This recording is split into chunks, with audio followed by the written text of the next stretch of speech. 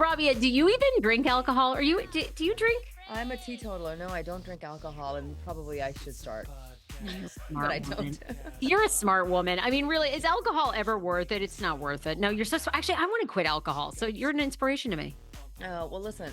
I just turned 50, and I'm like, I've made it past all 5 decades without it, so I can get through the next couple without it. Okay. But I cannot without my chai, to be honest. Well, have your chai. Rabia Chaudry is here. You all know her famously. And I told you, Rabia, the first 5 minutes of this interview, I'm going to blow smoke up your ass.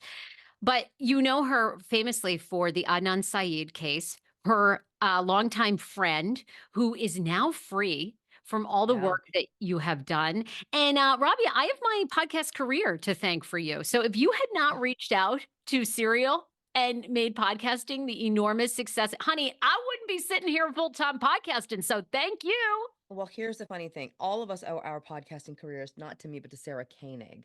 Because when I reached out to Sarah, she did not have a podcast. She had This American Life, and it was a radio show.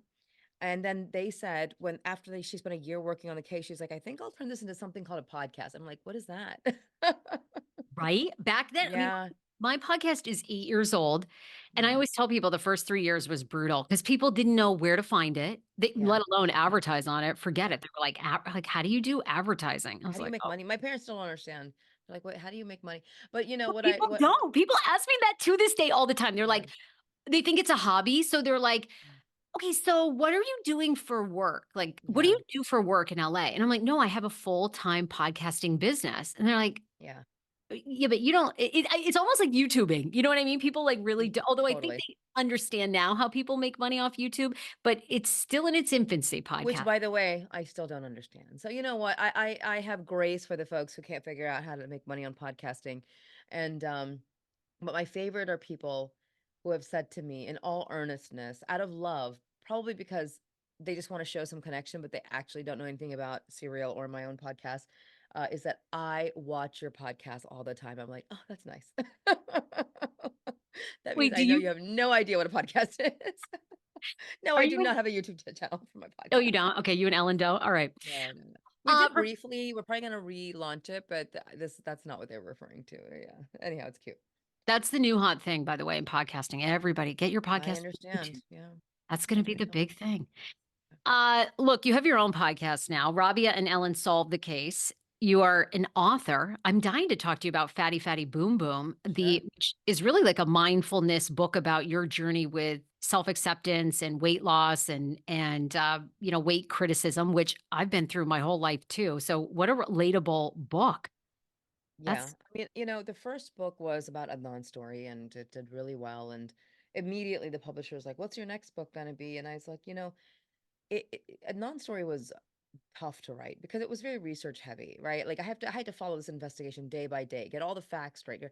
I was like, what can I write that I don't have to do a lot of research? It took me 3 years to figure it out. And I said, you know what? I'm tired of talking about, I mean, yes, my life is criminal justice and all, a lot of civil rights work and all this legal work. And I said, but I talk about that all the time. All my public speaking is about that stuff. What is the story I haven't told about myself? And I said, oh, it's 100% my weight story. It's not even a weight loss story. It's a weight story. And Fatty Fatty Boom Boom was a nickname I had as a child, and it was one of many nicknames I had as a child. And so the book is, but it's not a serious book. It's not. It is really a funny, lighthearted memoir, very much in the spirit of My Big Fat Greek Wedding. It's got kind of the same kind of vibe where it will make you laugh. It's got a lot of recipes and food because my life revolves around food, and has a lot of great family stories that are mortifying, but it's fine because nobody in my family reads, so I can write whatever I want.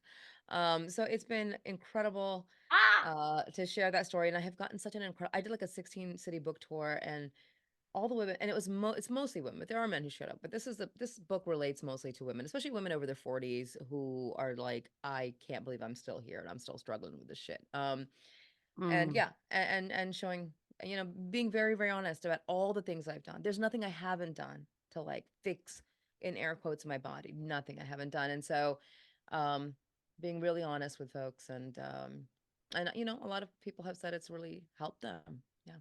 I haven't read the book yet, but what was the catalyst? Okay, so I'm assuming, I don't know if your journey was like mine, but I went to my first Weight Watchers meeting when I was 12. Like I was always an overweight kid.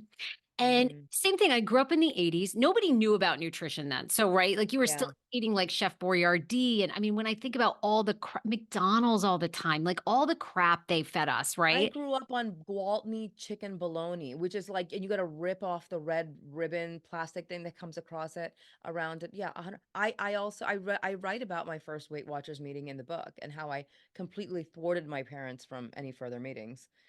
But yeah, I've been I there. always say to my mom, why'd you let me go to a Weight Watchers meeting? She's like, well, you really wanted to lose weight and the kids were making fun of you and I wanted to help. It was out of love, but it's like, of course, I don't know what your journey was, but mine was that triggered like years of just calorie counting and exercise and guilt and anorexia and eating disorders. And I always say to people, because my journey's funny too, it's like for some reason, I chose laxatives as a way to control yourself, and Oh I yeah, been nearly there. Mhm. shit my pants at, like, my mom's second wedding. I'm like, "Why? Why did you I think?" prayed for anorexia. I was like, can I get when I learned about these are eating disorders, I'm like bulimia and anorexia. And I was like, well, I don't think anorexia, like it's just my body is I can't, I don't know. I wish I could be anorexic. So then I tried bulimia. I tried stuffing everything I could down my throat to make myself throw up. And my body was like, nope. Once it is down your gullet, we are not letting go of that food. So I couldn't be bulimic, even though I tried. I did the fen-phen. I did the laxatives in high Ew. school. I did all of it. I did all of it. Yeah. I did every fad diet and I mean, just everything. And, this went on well into my adult life. In my early 40s, I was 42 and I got a gastric sleeve. I read about that. And how it kind of spectacularly failed for me because I didn't follow any of the protocols. Mm. And then, it wasn't until I was about 40, let's see, how long has it been now? It's been, yeah, around the same time, around 44, that a trainer was like, you got to stop I used to run 5 miles a day, did nothing. That a trainer was like, have you ever done weight training? I'm like, no, I don't do weight training. That's for boys. And it's like a guy's thing. And I don't want to bulk up. And I picked up my first set of weights and I have been strength training for 7 years and I am 100 pounds down from my heaviest weight. Yeah. Wait, so that's how you've done it, through weight training and just So I lost about 30 pounds from the sleeve, and I didn't lose another pound after that. And I okay. lost about 70 from strength training consistently for the last almost 7 years. Yeah. And it has been transformative for me. I have never felt better, stronger, all these good things. You know what I mean? Yeah. What's your take on Ozempic?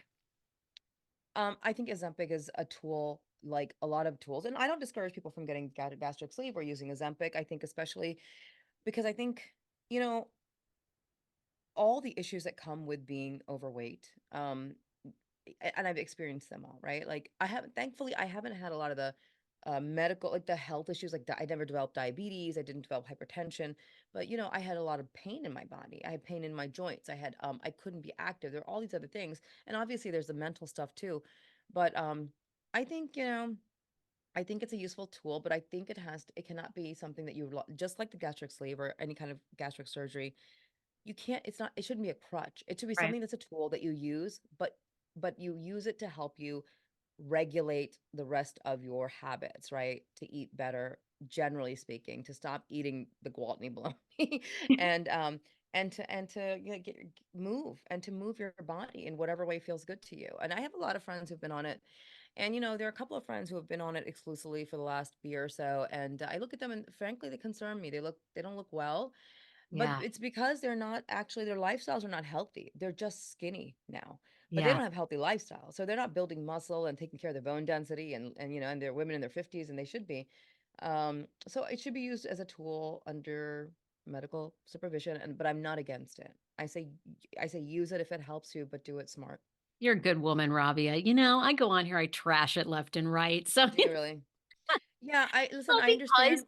Yeah. it's what you said. Most of the well, look, I'm softening a bit because I will say I've had friends. I know what it's like. You know what it's like. Not I think about how many years. I mean, I could cry about it. How many years I spent hating myself so much, not going out on dates because of what I weighed, Mhm. holding my career back because I thought, well, once I'm skinny, this will happen. When Right. I'm skinny, good things will happen.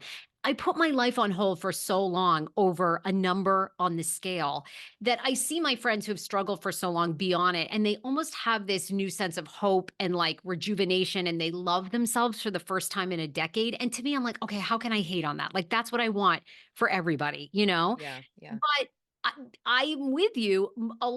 Also, at the same time, many of those people are not dealing, for me, I think for most of us, not everybody, because to your point, there can be health issues, but for most of us, 80% of us, it's psychological. There's so much Mhm. mind stuff that goes along with food because you can give up alcohol, you can give up Yeah, drugs. You don't have to smoke cigarettes to live, but you have to eat to live. You have right, right. to. You have to have a So relationship with food. You you have to have have it. to. And I find that people, it's the last thing they want to address. They don't want Mhm. to go deeper and go, why am I eating at 11 o'clock at night in front of the TV? You know, what am I unhappy about? What am I sad Yeah, about? What am yeah. I anxious But about? Sarah, here's the thing, and this is another reason I will not hate on Ozempic and Wegovy and all these, Manjaro, all these drugs, because there is that is to me evidence that because a lot of people, a number of the people I know who have used it and they've started losing weight, and they are not people who have changed their habits or their lifestyles. It is evident that there is those drugs are addressing some kind of metabolic issues in their bodies, and those drugs are changing the way they metabolize their food. And I firmly believe that the reason we have extraordinary rates of morbid obesity in this country versus every other country in the entire Yeah. world is because our food supply is poison. We the reason there's a couple reasons we're eating at midnight, stuff we shouldn't be eating at any time of the day in front of the TV, but it's not all in your head. It is because we are physically addicted to it because this food is crap. My dad worked for 30 years for the US Department of Agriculture, and he supervised basically he was a veterinary doctor, but his job was to supervise all these slaughterhouses. And he's like, and he comes from Pakistan, so we're coming from a country from overseas where there is not a food industry per se. Your cows are from your local farmer and your food is grown right there. And he's like, I've never seen animals this big. He's like, what are they putting in these animals?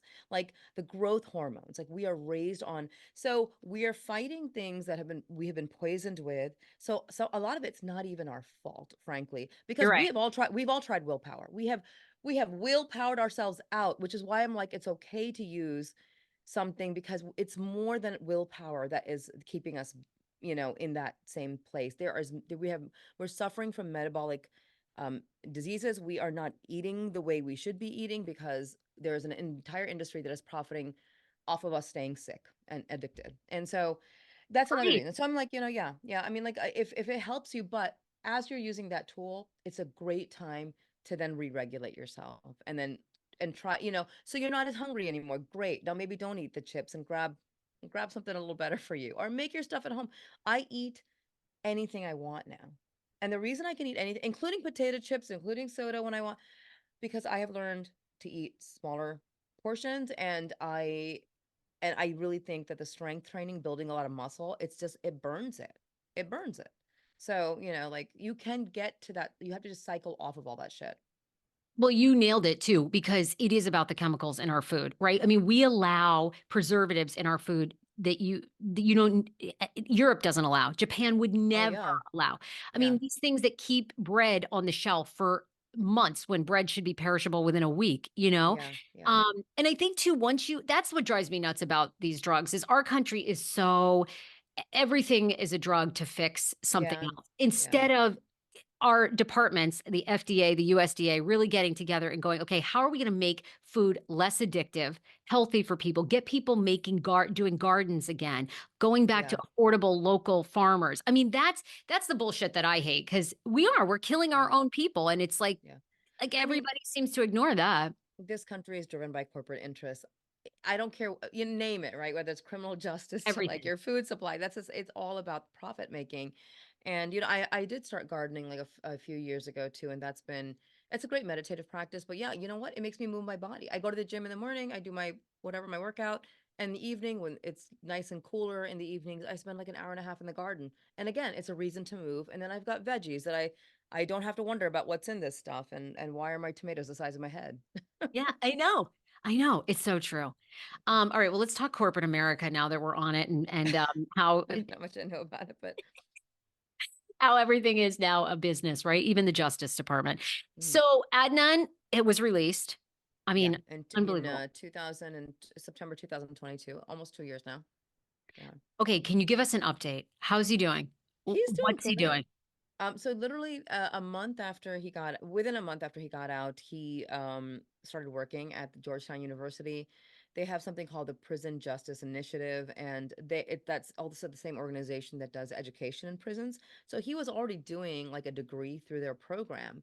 And so they already connected to him. And then when he got out, they're like, if you want a job, we will hire you. So he's been working with them for almost the last 2 years, and he bought his first car. I took him to the bank and I got him a bank account. And like all these firsts have been incredible to just watch him experience. He was gifted like an iPhone, an iPad. So he's better on technology than I am. I actually got my Twitter account got hacked yesterday. And within like 15 minutes, Adnan had like messaged me and said, okay, these are all the things you need to do right now to get your account back. Like he's super tech savvy. His dad is really elderly and ill, so he spends a lot of time taking care of his dad and taking care of his mom, who is like recovering from cancer. So he's keeping busy. There is this outstanding appeal that's kind of like just hanging over our heads.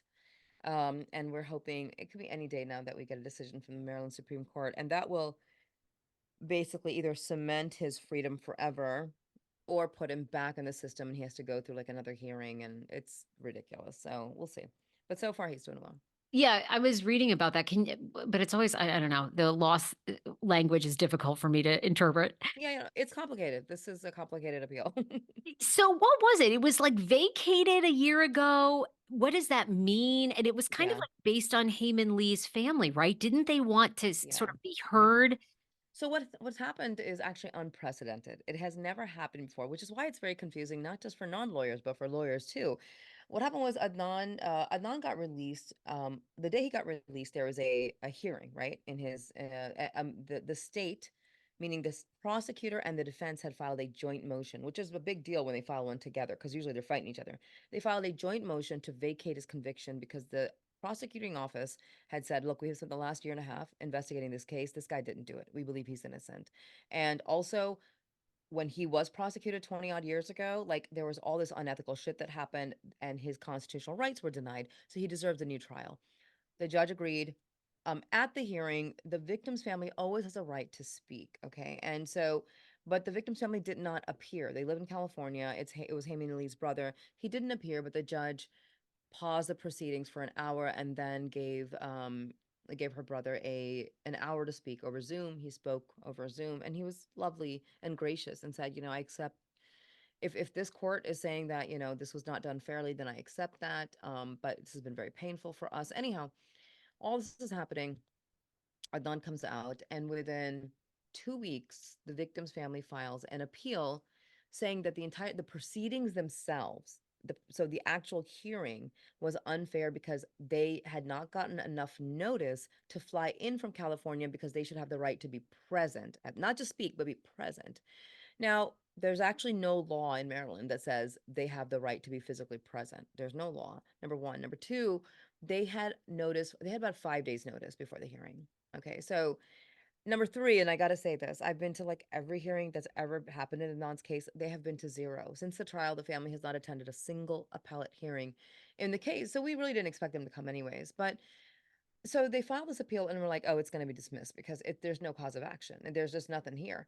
And the crazy thing is, so now their appeal is not just against, it's not against Adnan, it's against the state's attorney's office because they're like, the prosecutor um, should do this whole hearing over again.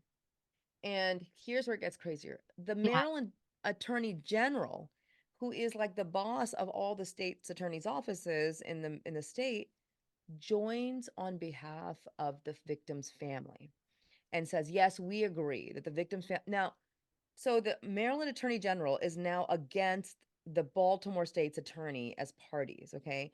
And in all of this, Adnan is not even a party. He's not even a party because the case is between the victim's family and the state's attorney. The Maryland Attorney General has joined the victim's family, and we're like, what is happening? But the Adnan's lawyer made the argument that he should be a party to this because it's his freedom at stake. And what they're arguing is that they're saying he should go back to prison and we should do that hearing through which he was released all over again so that the family can be present. So this gets to the the first appellate level in Maryland. We thought it was going to be dismissed. It was not. They said we're going to allow it. We're going to allow the attorney general to be a party to this. We're going to allow all kinds of stuff that's never happened before.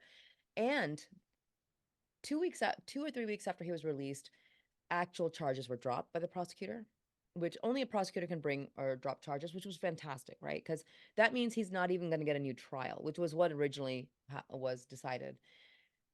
The appellate court says we are going to reinstate charges, except courts don't have the right constitutionally to bring charges. Only a prosecutor can do that. So we're like, what?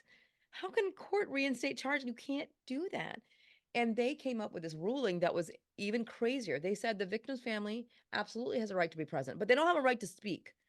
So we got to do this hearing over again. He's got to go back to prison. We're going to reinstate the charges. The victim's family can come from California, but they cannot speak. So the victim's family was like, well, we don't want that. And we were like, well, we don't want any of this. So now it's been appealed to the highest court in Maryland. And there was a hearing last fall, and we are waiting on decision. It's 7 judges. They have to come to a decision. So nobody knows what's going to happen because none of this has ever happened to an exoneree before. All right, So I'm why? sorry, that's really long and complicated, but that's how it is. No, that actually explained it perfectly. Why do you think this is happening? Do you think there's somebody that believes he's still guilty, right? I mean, is that what this is about? 100%. I mean, there are the former prosecutors who prosecuted him, um, were in the courtroom the day that he was released. You know, they are there they are the ones who helped the victim's family get a pro bono lawyer to bring this appeal, right? Like, so they are still, it is like a grudge match for them. It's a grudge match for them. And there's also some real weird political stuff that the state's attorney, who was, well, the prosecutor at the time, she's no longer the head prosecutor. Her name is Marilyn Mosby. She had a lot of political issues, and she had people who, including the attorney general himself, who did not like her apparently. And so they were like, oh, we're not going to let Mosby get away with this. She thinks she just got the biggest win of the century and she's like the most loved prosecutor. But the thing is, Adnan was the 13th defendant she had exonerated in her duration. Like, she really believed in the work she was doing because she knew that the Baltimore state's attorney's office since the 80s had been locking up black people for just being black and not doing anything and being poor and not being able to defend herself. So Adnan was the 13th man she had helped exonerate. So it wasn't like she was specially doing it for this case or this national attention. She had a history of this. And okay, so it's almost like Adnan is a little bit of a pawn in this maybe more political thing that's happening. Yeah. And what's crazy is, on the day of the hearing, the prosecutor says to the judge, "Listen, we've got a DNA hit. Like, it was fresh DNA. We got a DNA hit on the victims, both of her shoes. None of it matches Adnan. So we will, if when she drops charges, what that does, it then empowers the Baltimore Police Department to be like, this is now an open case again, and we can go and find whoever this DNA matches. But because of the pending appeal, it is now a closed case again unless and until he's fully exonerated and this thing ends, they won't even go look for who that DNA belongs to. But and that's something that just they Oh, found 2 years ago. So it's very fresh evidence. And wow. whoever touched her shoes last is a person who killed her. I mean, it's fairly obvious because her shoes were not found with her body. They were found like in the trunk of her car. Wow. Oh my God, Yeah. we're waiting on that. We literally could solve this case. Yes, we could. Hindsight's 2020. Now do you like, and I know you've spoken about this before, but do you almost think making it high profile has hurt him? Like by I doing the think podcast, like, because now it's almost like sometimes when you're high profile, you're a target. Like you are, here's they the want thing. to make an example. That's 100% true. They don't like looking bad, right? But the thing is, like, nobody knew Serial was going to be a mega hit. Nobody knew it was going to blow up like that. It was going to be the biggest podcast in history and be on Saturday Night Live and get a Peabody. Nobody knew any of this. But once it happened, we couldn't just fade away, right? Because it wasn't like the podcast aired, Serial aired, and suddenly he's released and it solved a mystery. Serial raised a lot of questions. It didn't answer a single one of them. So I was like, the story, like, we have to finish this story, right? Like, so once it happened, we could not fade away. We had to then, and Cyril brought a lot of resources to the case, other lawyers and investigators and all kinds of, and so we had to then utilize them to make sure that we keep this momentum going until he's actually home. And so whether or not it harmed or hurt, I don't think that if Serial never happened, Adnan would be home. he would still be in prison. There's no way we would have gotten the conviction overturned without all of this. We couldn't have. I'm assuming too that's why Adnan stays low profile. Is that, I mean, you guys did the HBO Well, doc, but I mean, you don't hear much from him. Is that because you all are kind of waiting for this and he wants to? 100%. He needs to wait for this thing to go away one way or the other. He doesn't want to do anything to upset the courts. He's generally a private person too. And like, I tried to explain to him before he was released that, look, you are going to have to brace yourself for this attention. He's like, is it really that big of a case? I'm like, yeah, it's really like, it's a lot of attention, but he has no idea because he was never on social media. Um, so yeah, and because he's got a private life, including a woman in his life, like he wants to stay private. Having said that, once the appeal is over, then he will feel the freedom to be public if he wants to be, but nobody can force. But look, if I post one little video I made with Adnan, like that's what blows up. Like on, you know what I mean? Like people just they want to know him, they want to hear from him, Yeah, we want and to hear from him. Yeah, we're waiting. they Like, knows, he knows, he knows. yeah, yeah. I guess, he is private, but I mean, has he been recognized a lot in the Oh DC? yeah. I mean, DC is kind of a funny city. Okay, so yeah, he is. He's getting a He lot gets of. recognized all the time. I've been with him so many times. He's recognized, and people are wonderful. They are loving and they hug him and they're like, "We prayed for you and we're so happy to see you." People are wonderful. So yeah, it happens all the time to him. It's really cool. And a lot of times, I'll be there and they'll be like, "Can you get my picture with this bro?" And I'm like, "Okay, sure." I'm like, and that's what I wanted. It's like I was like I wanted, and I said to Adnan, I said, when he came home, I said, I am exhausted from telling people about the story and advocate, you know what I mean, like over and over again. I'm so glad you're finally here to just tell the rest of it yourself, and hopefully he'll get that chance once this is over.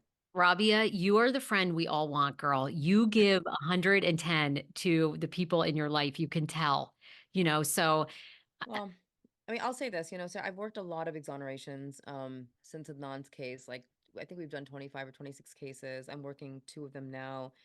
17 of our defendants are home. And in every single case, there is one person who didn't give up, whether it was 20 years, 30 years, 40 years. There's always one, and it's almost always a woman. There's only one case in which it's a man. Every other case, it's a sister, it's a mother, it's a spouse. It's always a woman who's like, I am not walking away from this. And so it takes that. It takes one person who just won't walk away. But there's hundreds or if not thousands of people out there doing the same thing that I did. what's been the hardest part for Adnan to acclimate to being out? What's been the hardest? Well, this is gonna sound funny, but it is actually, I think, actually the truth is the food.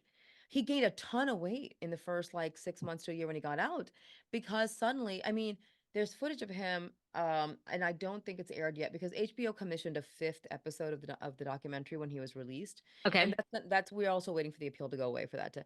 And I remember, so the camera crew was with us on the day he went home.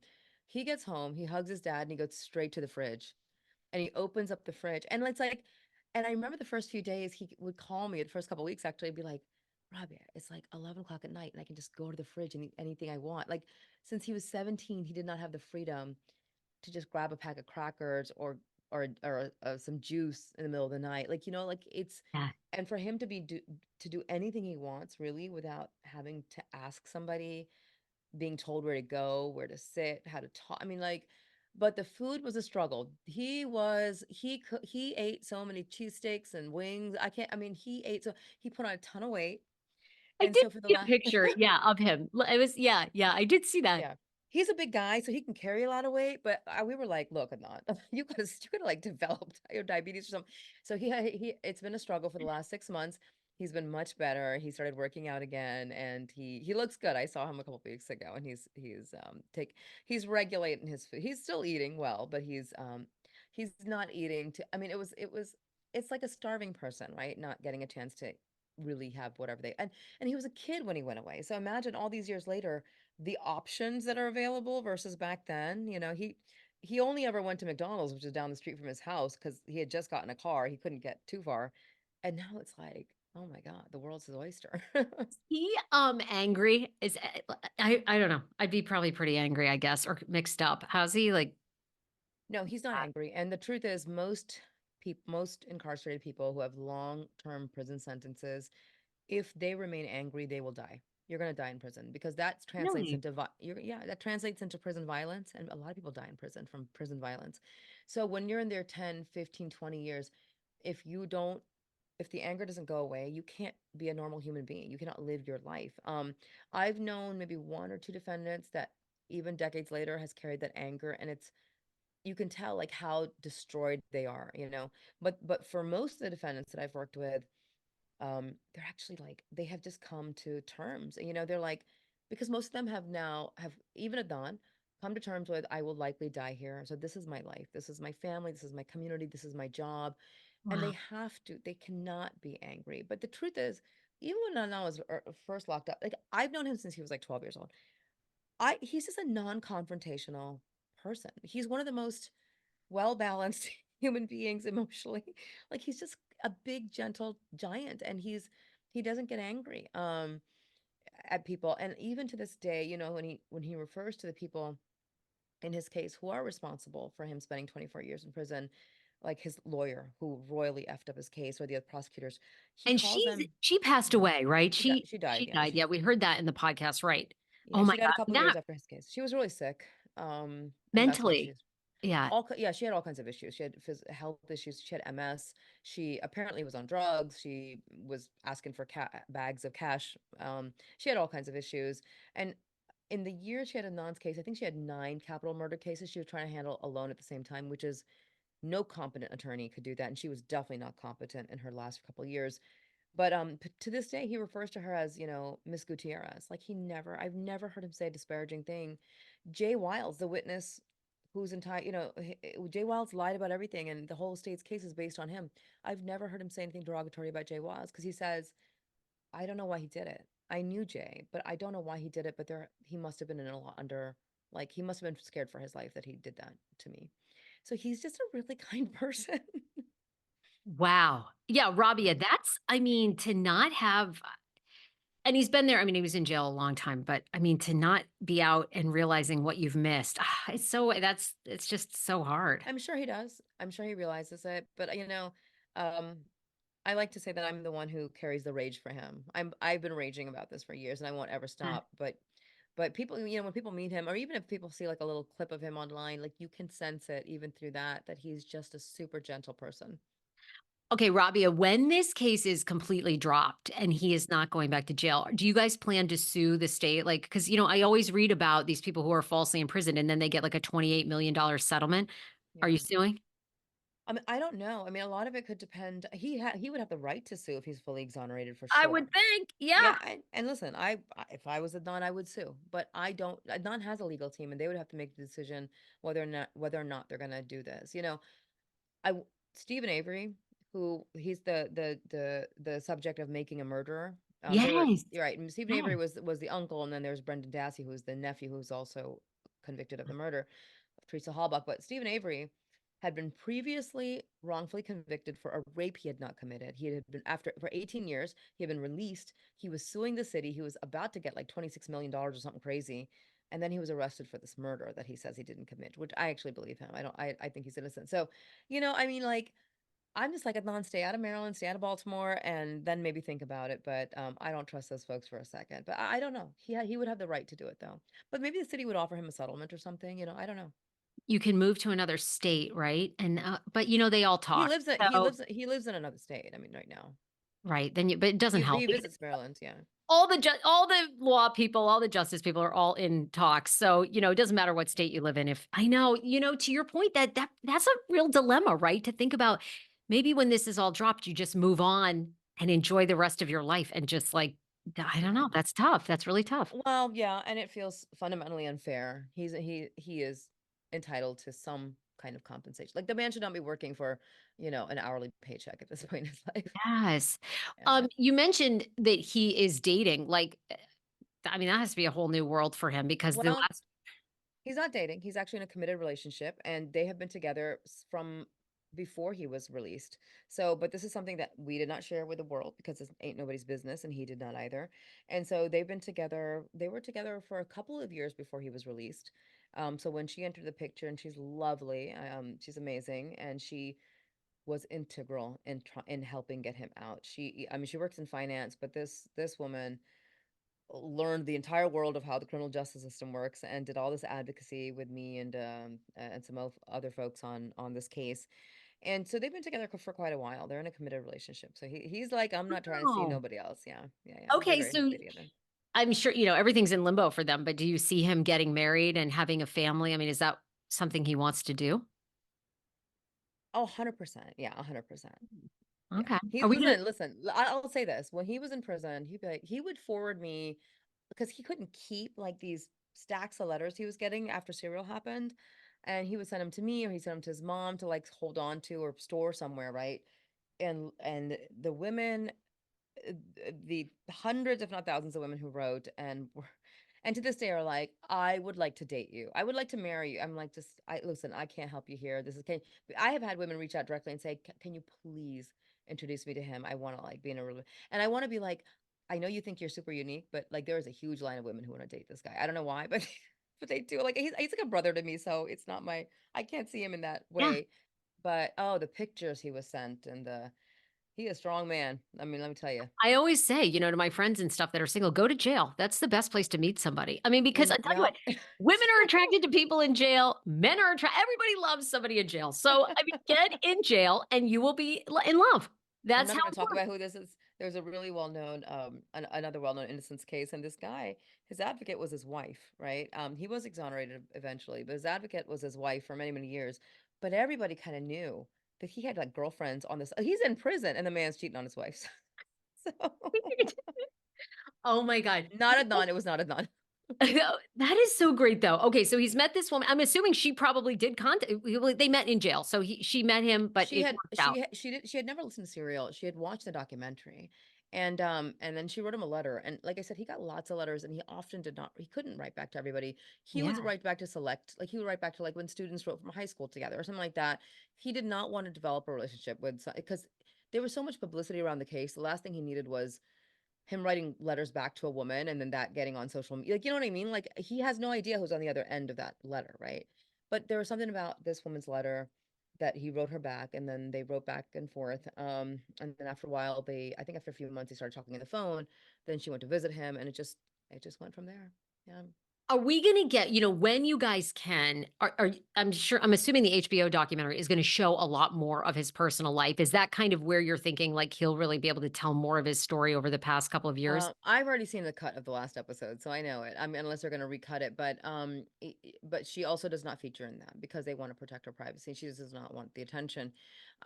The I can't remember. No, I think the final episode focuses a lot on what was happening behind the scenes that ended up in him being released. Like Marilyn Mosby's in it, the state's attorney's office is in it, the day of the hearing. Mm, It focuses a lot on that. And then maybe I don't.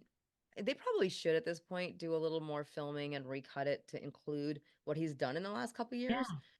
Um, because I think filming ended really a couple days after his release for that one. So it's been a couple years now. Well, sky's the limit for him once he gets this all behind him. Whether they, Yeah. but like you said, he's sort of, it sounds like he's a very private person anyway. So, they might not be interested in writing a book as a couple or showing their lives or anything like that. But I mean, And there's, he does say that he'd love to write a book. Yeah, he yeah, has, and talk about his relationship, and he has even they've even like, talked about maybe we could write something together. But we're all just kind of waiting. We're just yeah. kind of limbo. Yeah. Where are you at? Have you changed your opinion at all? I know you've been public and vocal over the years about you're not wild about the way Serial was left. They never picked it back up the story. I guess they don't have any plans to. Serial's gone on to have other Well, things, but I mean, never as they've done successful. updates. They've done updates like when his conviction. uh, they have done update episodes, and the update episodes were fine. But it wasn't even how that I had trouble with how they left the story. I had trouble with how it was reported because there was a lot of inaccuracies and just they're incredible storytellers, but they are not criminal investigators. And journalistically, like it's not Sarah Koenig's forte to do stories on criminal justice. Yeah, So you will see. I think there was a season of Serial in which they followed like this one courthouse. I think in Ohio. I don't know if it was season 2 or 3. They follow this court and what's happening in the criminal justice system. And I thought, man, if only she had done that before Adnan's story, because during Adnan's story. as she was reporting it and as she was investigating it, she didn't know anything about the criminal justice. Like, I don't think she had done a single story on criminal justice, so she did not understand how can wrongful convictions happen. Does it, she's like, it would take a conspiracy of an entire police department to frame somebody. No, it doesn't. This shit happens all the time. It takes one bad cop or two bad cops who have a pattern of behavior. And when she reported specifically and talked about the detectives in the case, and she said, I nearly fell out of my chair. She said on air, that, they're basically good guys doing their job. I messaged her and I said, you just reported these are good guys doing their job, and there are right now currently like four outstanding civil suits against them for framing other innocent people. I'm like, this is a pattern of behavior. Like, you're not going to mention that they're being sued by other exonerees that they framed in the same time period using the same techniques, where they would find one witness, coerce that witness, make them lie. So it was frustrating to me that she didn't know enough about criminal how the system works and how things can go so terribly wrong. Um, and that's why we had to do undisclosed. That's why me and two other attorneys teamed up, and we're like, all right, we're gonna continue to tell the story and What and happened and to set the record straight. what happened to those cops? Did they ever were they found guilty of any of the framing? Nothing happened, because nothing ever happens to these people. Nothing ever happens to the prosecutors who hide evidence. Nothing ever happens to the cops. That one officer is retired and collecting his state pension. The other one, I think, still works in some state agency. There's no real cause of action you can bring against them for this. You can sue the city because they were city officials, but you can't sue them personally because that's just how the law works. Like, when somebody is working in their official state capacity, you can sue the agency, but you can't sue them directly. And they don't go to jail for this stuff, even though they should.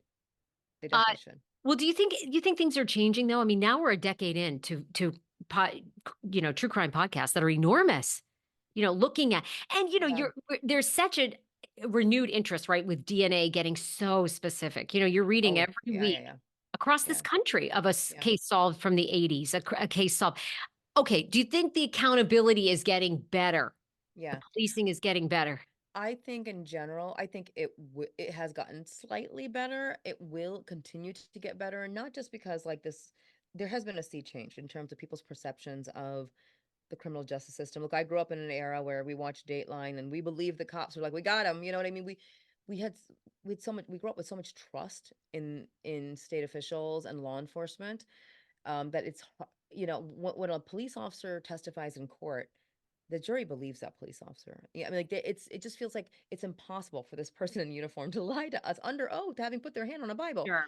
Um, and but now there's a lot more skepticism, because I do think, because a lot of true crime is covering how this stuff happens, but also because of movements like Black Lives Matter, because of movements like Me Too, because social media has democratized media in general, and taken the evidence directly to the people to show that we have been talking about police brutality in Black communities for decades and nobody believes us. But here's a video of this Black man being chased down and gunned down by the police for doing nothing, or Yeah. being killed. We did a season on Freddie Gray. Freddie Gray was killed by the cops for just being out on a Sunday morning.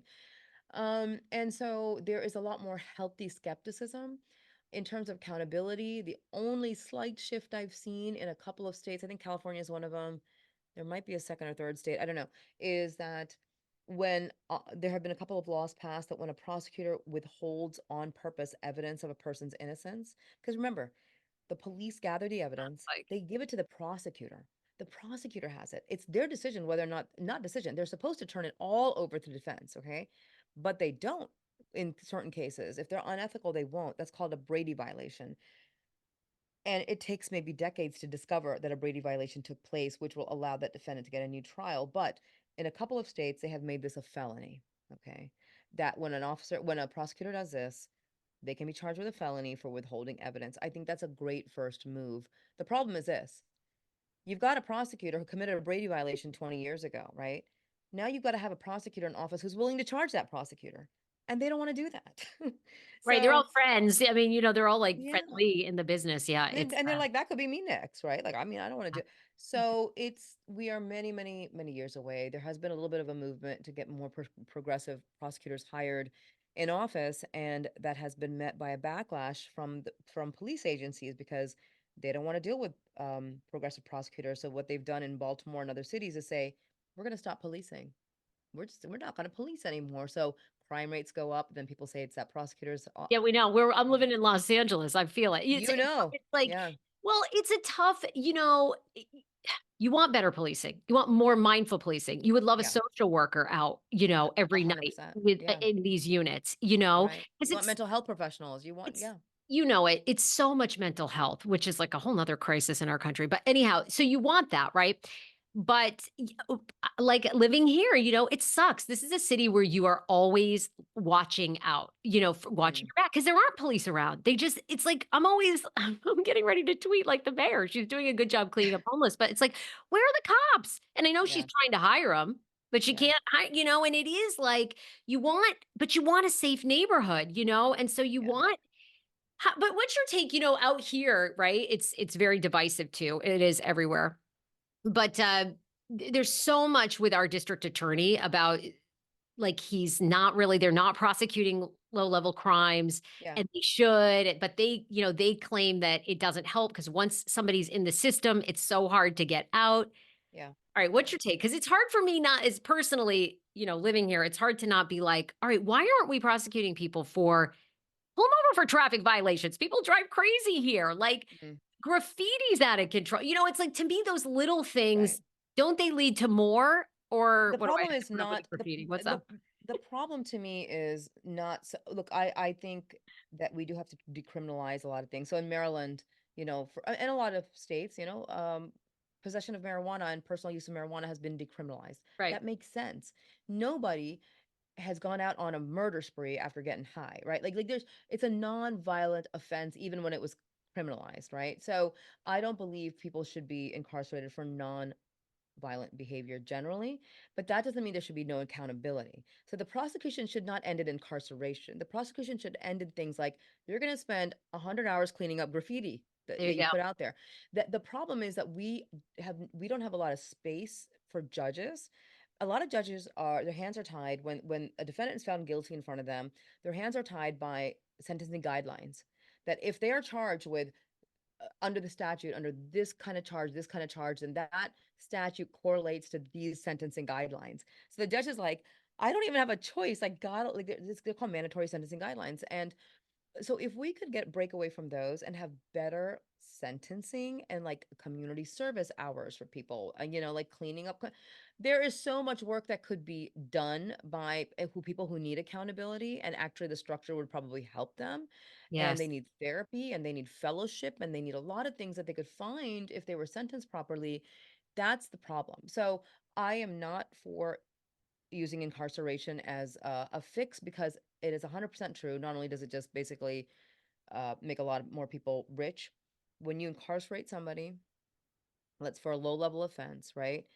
It's it feels like justice, but it's not justice because the payment that they're paying is not just the 3 months or 6 months in prison. They're going to lose their jobs. They're going to lose their lease. They're going to lose their mortgages. It's going to affect their children. It's going to affect every job opportunity they've had down the line. They're going to come out homeless. It is going to perpetuate or start a cycle of criminality and poverty and things that we don't see. We're like, it's a 90-day prison sentence.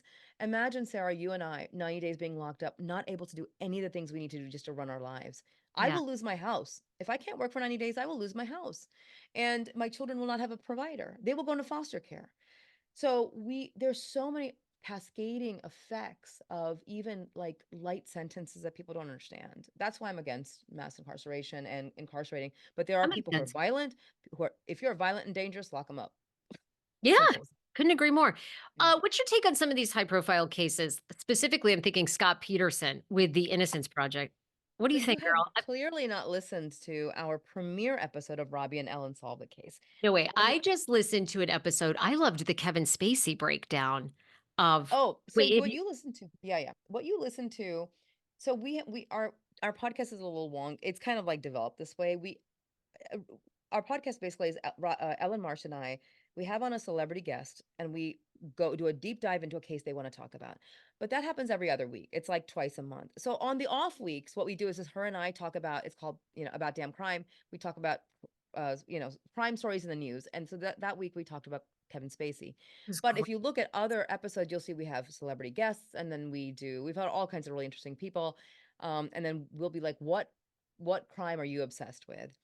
But when we launched the podcast back in, I think it was September, August or September of 2022, the very first episode, Ellen and I decided it was just going to be me and her going into a case that I had a lot of strong feelings about, and that was Scott Peterson. And I made the case that I believe he's innocent on that show.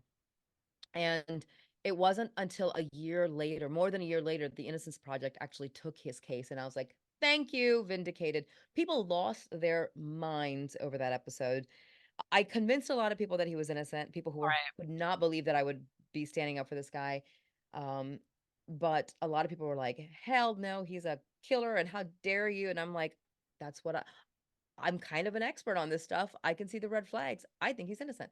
So you got to go back and listen to that episode and then Okay, tell me what you think. everybody that hasn't listened, you got to walk me through this. I mean, Okay. who else would want her dead? What?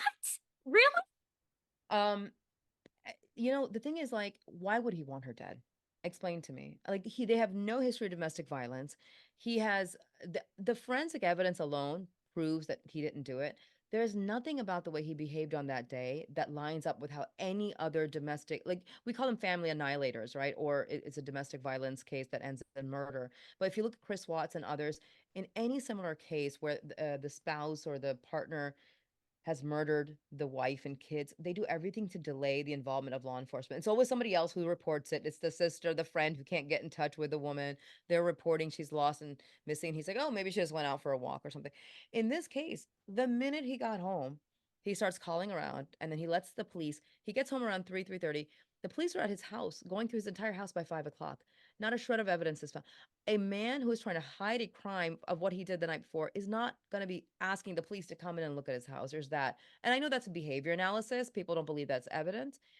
But the biggest piece of evidence for me, Oh man. Because I think he's a narcissist who, I mean, he'd met another no, woman. he's an idiot who cheated on his wife, and that's like more than 50% of the men in this country. I Well, mean, a lot of that's people so cheat. That's true. yeah, But then yeah. also, what was the boat incident with him carrying garbage bags of He stuff? did not. No, there was never garbage bags in his boat. That's totally fabricated. He Okay. literally there was a witness who saw him when he took his little boat out onto the dock, and it was a tiny little dinghy, maybe about, I don't know, like 10 feet tall long. Um, he did it in broad daylight, and there were people in the harbor, and there was one witness who not only was there, but they're like, I saw him get in the boat. And this is an eyewitness whose statement the police took early on, and he's like, I saw him ride out into the water. It was just him in the boat. There was nobody else in the boat. This witness was never called to the defense. The witness was out of the country, and Uh, so his defense counsel, and my Garagos is a great attorney normally. I do not know what Mark did. I don't know why he let this witness not, like, I would have halted the trial until that witness could have appeared. But he had an alibi all day. His movements were tracked all day. He's an idiot who cheated on his wife. But the idea that he didn't want a child, okay, but this woman that, that he's having an affair with has a child. He had only seen her a couple of times. It wasn't that serious for him. But here's the biggest piece of forensic evidence. When Lacey Peterson disappeared, she was about 8.5 months pregnant. When her body and the body of the child were found months later, 4 months later, that baby was not an 8.5-month-old baby. Every medical examiner who looked at that baby said that is a full term baby. We're talking about 40 weeks baby. So that baby continued to grow after the night she disappeared. She could not have been killed that day because the baby would have died that day. She had to have been kept alive for at least another maybe 3 to 4 weeks, and the baby continued to grow. It was a full term baby, not a fetus. Number two, the baby was found. This is insane. You know how big a baby's head is compared to its body, right? Like, yes. babies are all head. I had a They, 9 pounder with oh, a massive head. oh my Lord, you had a 9 pounder. Good for you. Okay. I maxed out at Girl, 8. that's a big head. Yeah. That's a big head. Yeah. The baby was found, the baby's body was found with twine. It wasn't just twine kind of accidentally wrapped around from the water. It was knotted. It was knotted by hand in two places. That cannot happen by, and the prosecutor argued that the baby had died, was floating out in the water, and this twine just slipped over its massive head and then knotted itself into a perfect knot. No, it cannot happen like that. Um, so who would have wanted to kill her? Probably the men she confronted across the street who were like burglarizing her neighbor's house, which Yeah. everybody knows the burglary took place that day. The police effed it up because the burglars like they asked the burglars, "What day did you burglar that house?" And like, "Oh, no, no, no, it was the next day." Except by the next day, that house was it was a slow media day. It was Christmas Day. That house, that street was full of media cameras. There's no way they were out there trying to burgle this house with a van. And Lacey, Mm. yeah, they're I mean, listen to the episode. It's if you look up Robbie and Ellen solve the case, Scott Peterson, you'll find it. It was our premiere episode. And here's the thing: the Los Angeles Innocence Project, a year after we aired that episode, and I was like, I'm going into this fray. Took on the case, and they are fucking pros. They're not going to just take on any old case. They can choose from hundreds of cases, Yeah. but they are putting their they're betting their Reputation. Yes. reputation on the line because and so if they believe it, I'm telling you there's a there. You got to believe in the experts. People don't do this for no reason. They have no reason to take his case. They just have so many other cases. So he's in Good back in point. court.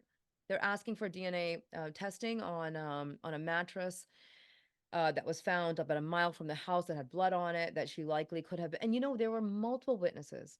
There were like maybe a dozen witnesses who saw Lacey walking the dog all the way around that house that morning. And none of them were presented at trial. Or I think a lot of them were not presented.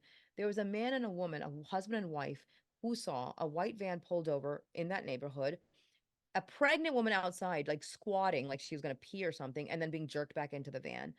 That could have been Lacey. The timings would have completely lined up with her having been like towards the end of her walk. My theory is she went for her walk. She came back. She saw these guys trying to burgle and they grabbed her and pulled her inside the van. And that's why her dog was wandering out in the street because she actually never made it back into the house. And then and she was probably seen by that couple. And that couple was not the couple wasn't even they call the police. The police are like, "We don't want to talk to you. We know our from that's this is another thing that happens in wrongful convictions all the time. The police decide on day one who their suspect is, and from the get-go they said it's Scott. They would not gather any alternative evidence. Well, I mean, you see that all the time now in shows, right? That American Nightmare show Yeah, that was just on with the couple that was, kidnapped by that, or that she was by that yeah. psycho that was breaking into homes. So, what about the DNA in that case, though? In Scott Peterson's case, there was never any DNA hits on anything that like because they must know who these two guys are that burglarized. They obviously just They can't. do. Not They only do they know that, they have recorded conversations of them talking about this burglary and about having potentially grabbed some woman and it going wrong. They're recorded conversations, and a correctional officer overheard them like having this conversation. So, you know, we don't know how long Lacey Peterson and her child were in the water, and that's going to wash away a lot of DNA. The other thing is this: you Mm. want to get freaked out? Lacey Peterson's body was missing every single organ. There was not a single organ in her body. Oh dear God. Well, what's your theory on that? They were what, Oh, selling them? Well, there's a very healthy like organ trafficking market like all over the world, not just this country. My guess is that once they had her, they're like, what do we do with her? And they probably just, they probably were able to sell her organs. And the prosecutor said her organs, so her head was off, one leg was completely gone, the other leg was that all of the organs just floated up what through her neck, like where, how did and she did have a cut in her stomach, all of her lungs were everything was missing. That doesn't happen in a body of water by itself. It just doesn't. Holy So, shit. Okay, see, I yeah, gotta listen. This is like, and I'll tell you why I did have skepticism. You remember this case in Virginia. Remember, was it Justin Wolf? Remember the kid that was a drug dealer? It's either it James sounds Wolf or familiar. Justin Wolf. Anyway, and they were dealing weed, he and a guy in Prince George's County. Anyway, he Okay. killed the friend, but the Innocence Project took that story on for a long time. Okay. And at the very end, when he was almost granted a trial, he admitted that he did do it. But they Oh, yeah, wrote I for remember this. I him remember this. Yeah, for I a remember this. long time that Yeah, he they did. didn't do it. So it's like, so then, you can't. One Innocence Project isn't the same. The No. California Bureau But is different also, than the Virginia, but that always. always stuck in my mind, like, come on, they didn't know. I mean, they rode for him for a long time. They did, but I also don't know the particulars because what we know is that he pled guilty, but that doesn't mean he actually did it. You understand what I'm saying? Hmm. Innocent people plead guilty all the time. Yeah.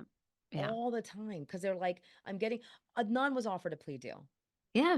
In 2016, 17, the attorney general said, I'll give you plead guilty, 4 more years, you're home. Adnan's like, I'm not gonna do it. But you know what? I was like, maybe he should have done it.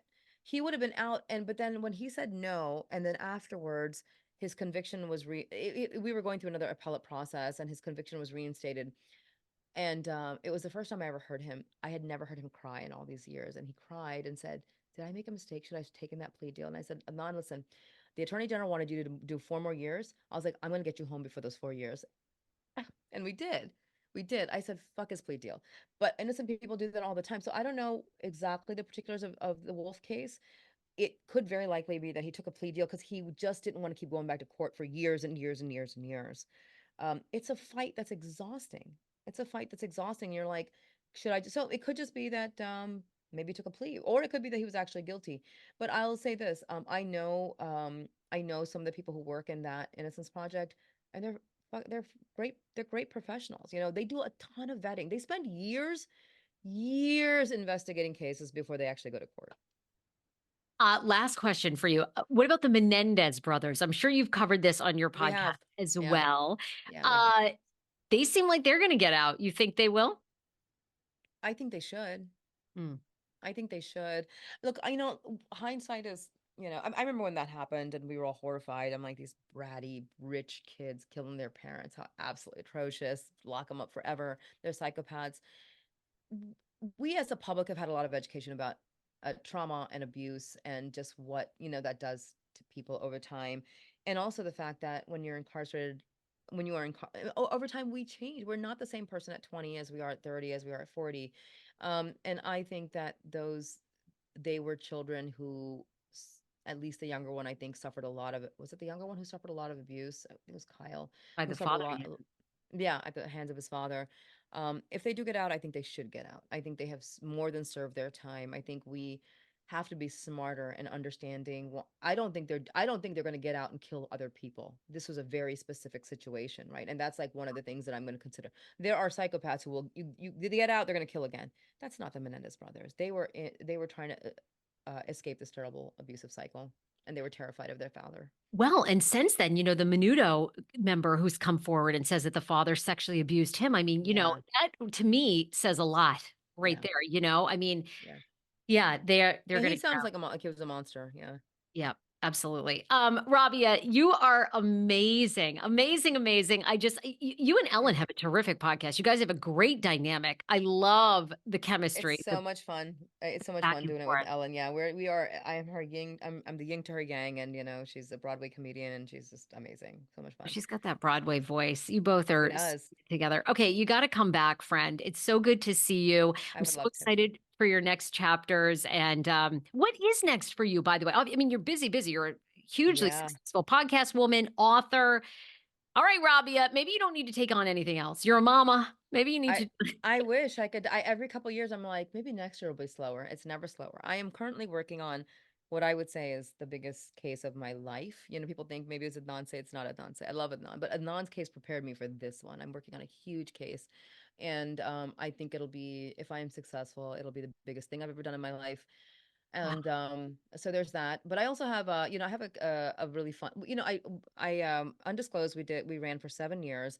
We went on hiatus a couple years ago because it's very grueling investigative work to do these exoneration cases. We spend years before we actually can air. We are relaunching Undisclosed next year, so there's that on the horizon. Wow. I have this narrative podcast that's fun to do called Nighty Night, where I read, people like to hear my voice. It kind of soothes them. So I read classic horror stories, but also I'm very excited. I think this is the first time I'm talking about this publicly.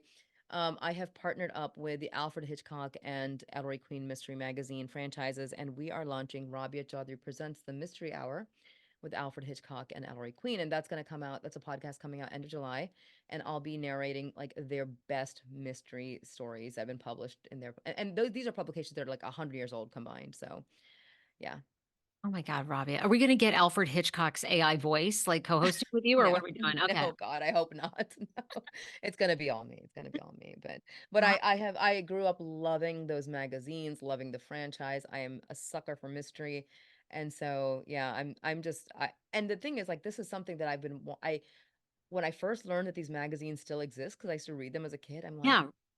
I would love to do a podcast with them. I almost willed this into existence. I really did. Yeah, Rabia, well, you're amazing. And you are. We have you to I know Sarah, I know the serial crew, you yeah, know, put podcasts on the map, but truly, if it hadn't 100%. been you reaching out, Rabia, you are like your patient zero of the podcast industry. We love you, girl. Come I back love you too, Sarah. Thank you so anytime. much. Thanks for having me. So good to see you. All right. All right, hold on. Let me hit. Oh my gosh, this is like a whole new system here. Okay.